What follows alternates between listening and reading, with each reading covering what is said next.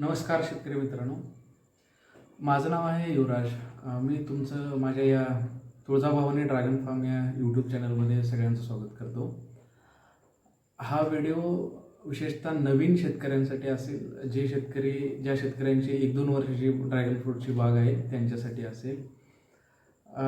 तुम्हाला माहीत असेल, ड्रॅगन फ्रूटच्या लागवडीसाठी जो खर्च पहिल्या वर्षी आपण जो वन टाईम इन्व्हेस्टमेंट केलेला असतो तो खर्च खूप झालेला असतो आणि पहिल्याच वर्षी त्याच्या ड्रॅगन फ्रूटमधून म्हणावं तितकं उत्पन्न लगेच त्या शेतकऱ्याला चालू होत नाही. त्यामुळे आपण जो शेडनेटचा खर्च शेडनेट म्हणून सांगितलं जातं, शेडनेटचा वापर करा उन्हाळ्यामध्ये. पण शेडनेट प्रत्येक शेतकऱ्याला लगेच ते एस्टॅब्लिश करता येणार नाही आहे आणि त्यासाठी जे काही खर्च होतो तो खर्चही खूप असतो आणि त्यामुळे आपण साध्या पद्धतीने पहिल्या वर्षी तरी ड्रॅगन फ्रूटला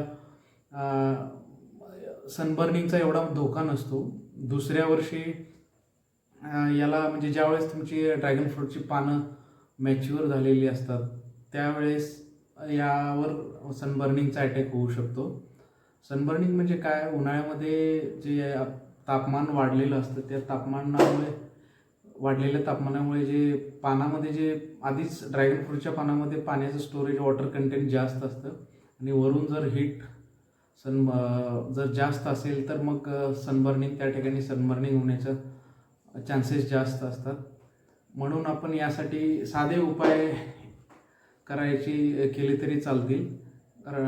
पहिला उपाय म्हणजे एकतर चायना क्ले किंवा केओलिन पावडर जे असते ती पावडर आपण प्रत्येक महिन्याला किंवा तुमच्या गरजेनुसार 20 ते 25 दिवसाच्या अंतराने कमीत कमी मार्चपासून ते मेपर्यंत 2 ते 3 फवारण्या केल्या तरी तेवढ्या पुरेशा आहेत.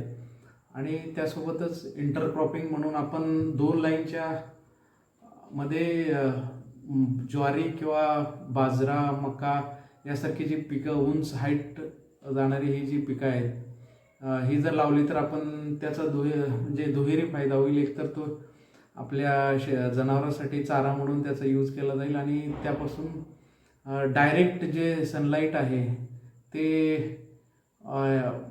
त्या पानावर पडणार नाही आहे, ड्रॅगन फ्रूटच्या पानावर पडणार नाही. ते फिल्टर होऊन जो काही सूर्यप्रकाश असेल तो डायरेक्ट न पडता इनडायरेक्टली त्या पानावर पडेल, म्हणजेच टेम्परेचर ऑटोमॅटिकली कंट्रोल केलं जाईल. म्हणून हे 2 उपाय जे नवीन शेतकरी त्यांच्या बागेमध्ये केले तरी काही हरकत नाही. या 2 उपायाचं जर आपण अंमल केला तरी ड्रॅगन फ्रूट बागेला आपण सनबर्निंगपासून बऱ्यापैकी वाचवलं जाऊ शकते.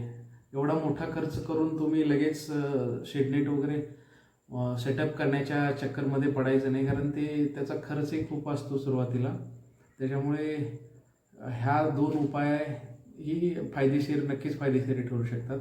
आताच मी इथे थांबतो. नमस्कार.